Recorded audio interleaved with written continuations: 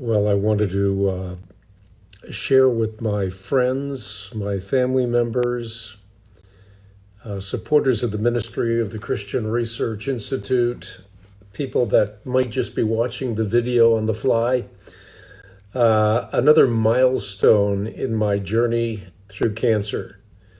Some of you may know, and I mentioned in my last video update, that I would have a PET scan yesterday.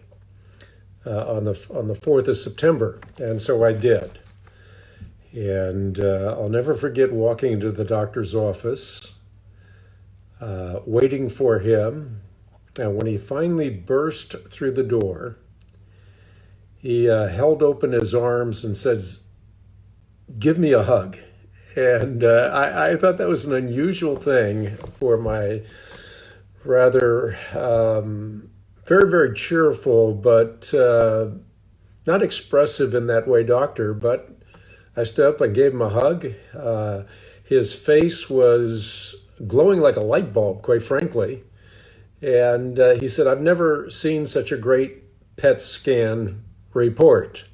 And so I went over the details of the PET scan, and before he got too far into it, Kathy said, "What about me? What about my hug?" And so he gave her a hug as well. So it was a wonderful time with my doctor, just a terrific oncologist. His name is Dr. Ghosh, and I'm very grateful to him and his staff for all the care and consideration that they've given me and so many others like me who are going through a battle with cancer. I did type in a description to this video, and it was a milestone in my journey through cancer. And the reason that I did that is because this is a journey, and this is a milestone on the journey. I still have 14 days left before I complete my 100-day semi-isolation odyssey. And it's about at that time that the mature T cells kick in. And when they do, that starts to regulate your white blood cell count and your absolute neutrophil count. And so you're less susceptible to disease, and you're more moving towards this period of being in a more normal state of health. So again, it's a milestone on the journey. The other thing I want to mention is this whole thing is a journey. In fact, the journey is not just my journey through cancer. The journey is my journey through life. And I think the first part of this journey with respect to cancer is probably emblematic of something that I hope all of you think about. And that is that God is not interested, as I've said again and again, He's not interested in healing us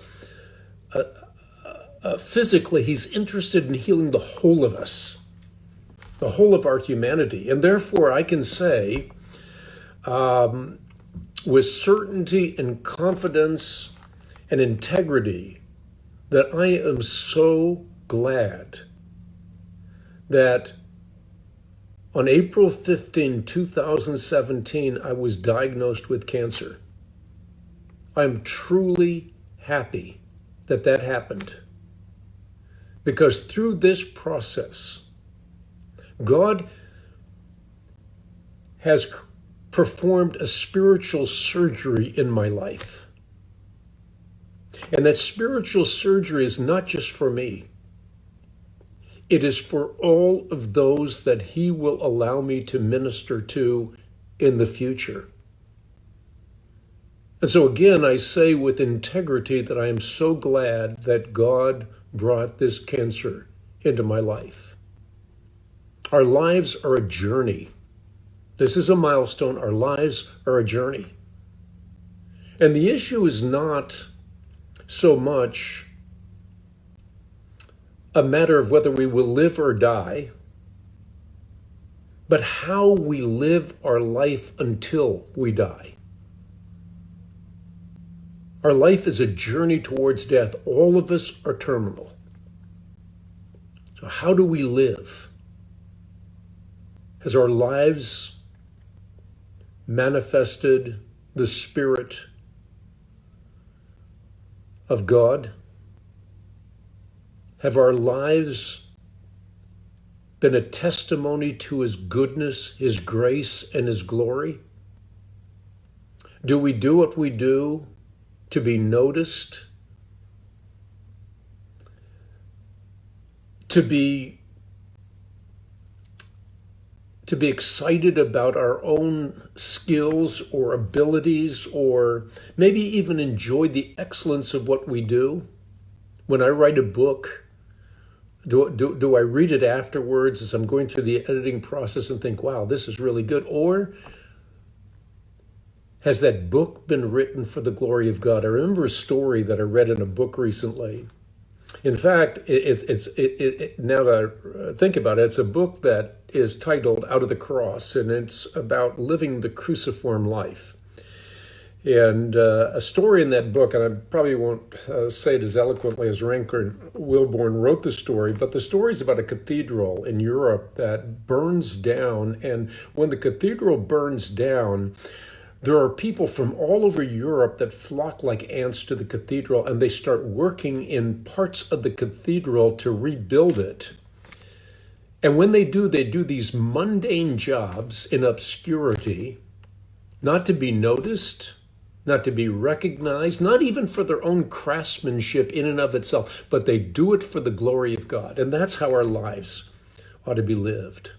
The cruciform life is lived for the glory of God. And if we live well, then we'll die well. It certainly seems now that God is going to extend my life, although I do not want to be presumptive.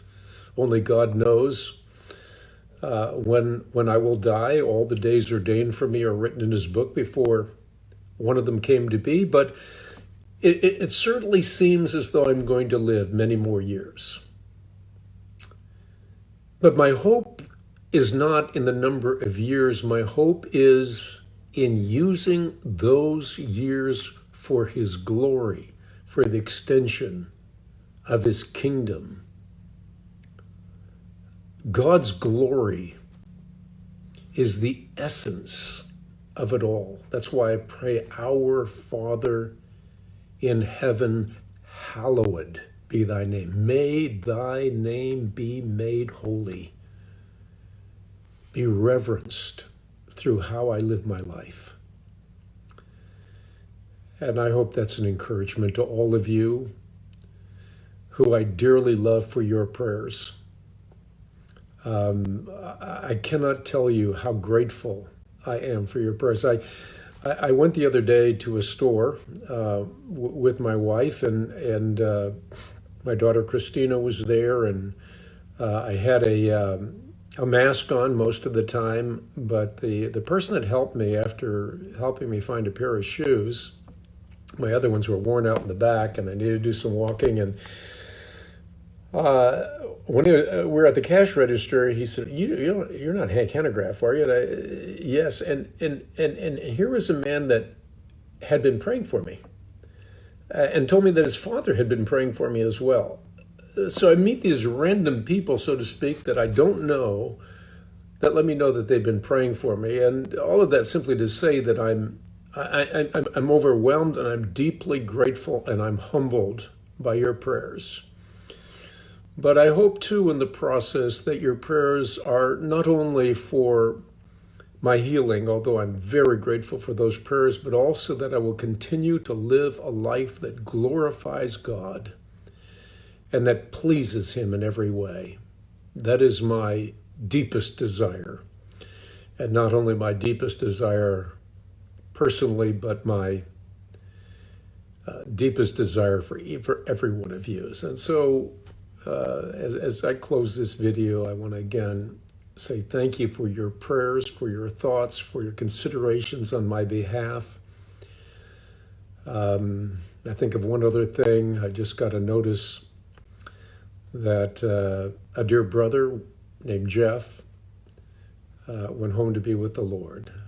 His wife Linda is left with a hole in her heart, but also with a absolute certainty that he is now absent from the body, present with the Lord. So sometimes the prayers, and I have prayed for him, eventuate in God's will being that someone like Jim goes home. Sometimes it is that we continue on the journey, but in all cases, may God be glorified in our lives. And I say this not by might or by power, but by his Spirit. And again, thank you for your prayers, for your thoughts on my behalf.